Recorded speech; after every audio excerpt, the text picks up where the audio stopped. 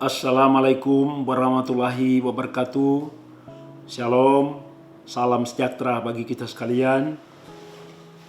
Om Swastiastu, Namo Buddhaya, salam kebajikan dan salam sehat selalu.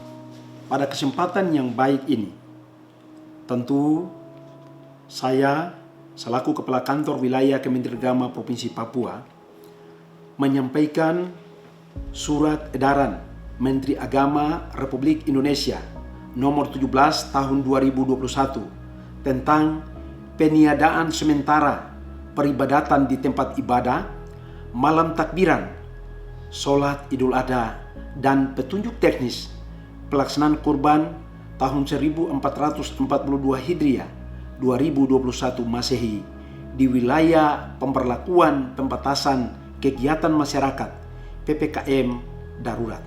Surat edaran ini dimaksudkan sebagai panduan bagi pihak-pihak terkait dalam melakukan pembatasan kegiatan dan penerapan protokol kesehatan secara ketat pada penyelenggaraan malam takbiran, sholat Idul Adha, dan pelaksanaan kurban tahun 1442 Hijriah 2021 Masehi, dan bertujuan untuk melindungi masyarakat dari penyebaran COVID-19.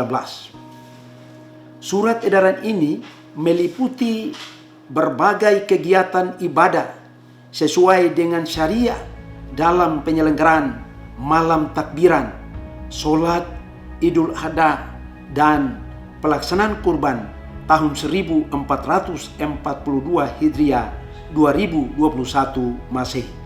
Dengan ketentuan yang pertama, peniadaan peribadatan di tempat ibadah pada saat pemberlakuan PPKM darurat.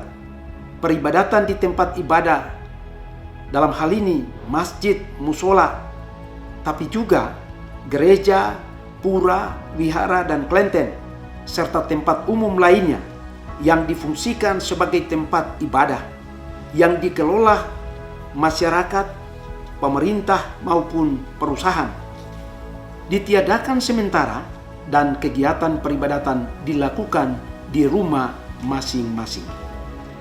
2. Malam takbiran dan sholat Hari Raya Idul Adha.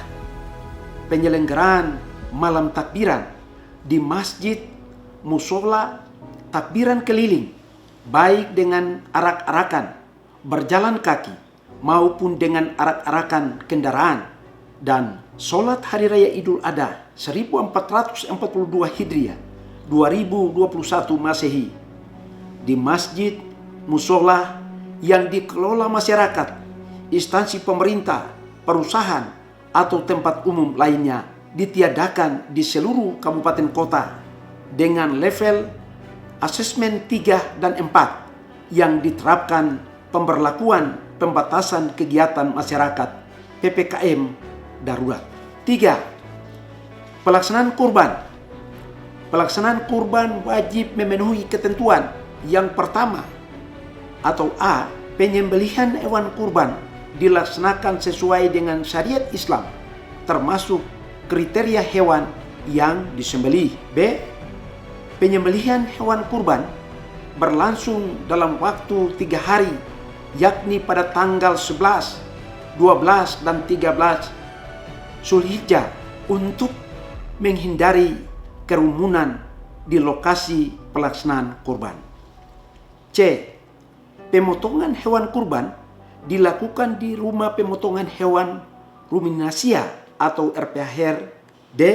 Dalam hal keterbatasan jumlah dan kapasitas RPHR, pemotongan hewan kurban dapat dilakukan di luar RPHR dengan ketentuan sebagai berikut. Pertama, penerapan jaga jarak, dalam hal ini jarak fisik atau physical distancing, meliputi A, melaksanakan pemotongan hewan kurban di area yang luas sehingga memungkinkan diterapkan jaga jarak fisik. B, penyelenggara melarang kehadiran pihak-pihak selain petugas pemotongan hewan kurban. C. Penerapan jaga jarak fisik antara petugas pada saat melakukan pemotongan, pengulitan, pencacahan, dan pengemasan daging tersebut. D. Pendistribusian daging hewan kurban dilakukan oleh petugas kepada tempat tinggal warga yang berhak menerimanya. C. Petugas yang mendistribusikan daging kurban wajib mengenakan masker, rangkap, dan juga sarung tangan untuk meminimalkan kontak fisik dengan penerima. 2. Penerapan protokol kesehatan dan kebersihan petugas dan pihak yang berkurban. A. Pemeriksaan kesehatan awal, yaitu melakukan pengukuran suhu tubuh petugas dan juga pihak yang berkurban di setiap pintu jalur masuk tempat penyembelihan dengan alat pengukur suhu tubuh. B.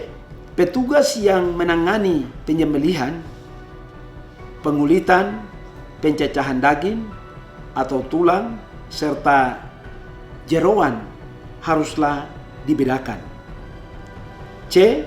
Setiap petugas yang melakukan penyembelihan, pengulitan, pencacahan, pengemasan, dan pendistribusian daging hewan haruslah menggunakan masker, pakaian lengan panjang, dan juga sarung tangan selama di areal penyembelihan.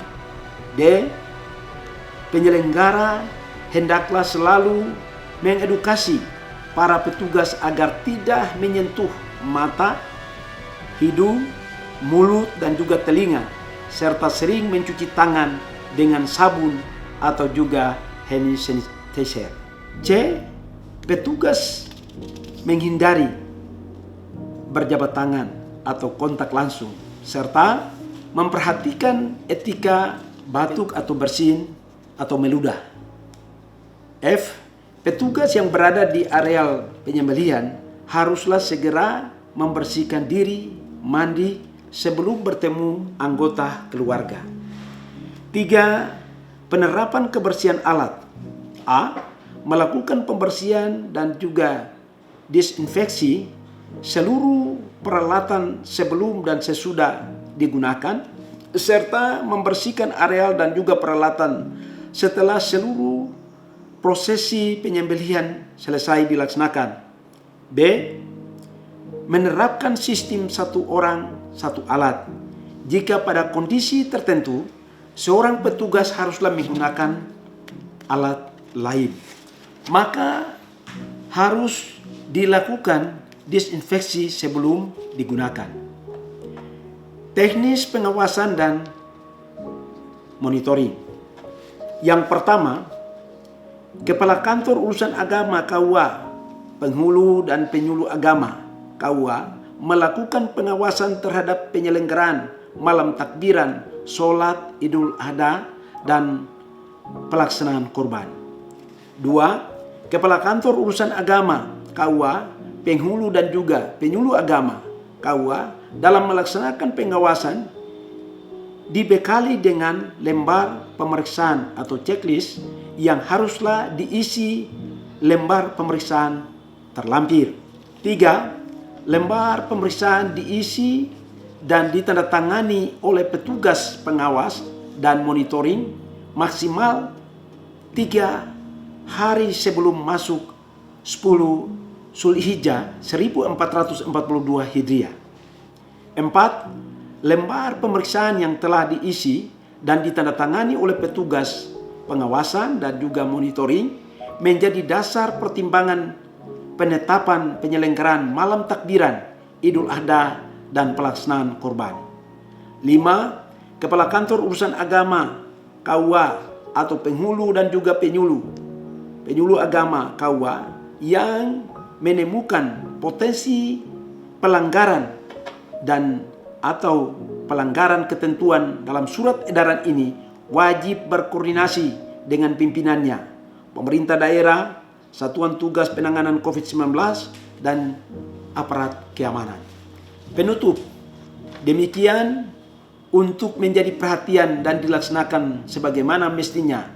Semoga Allah Subhanahu wa Ta'ala mencurahkan rahmatnya kepada kita semua.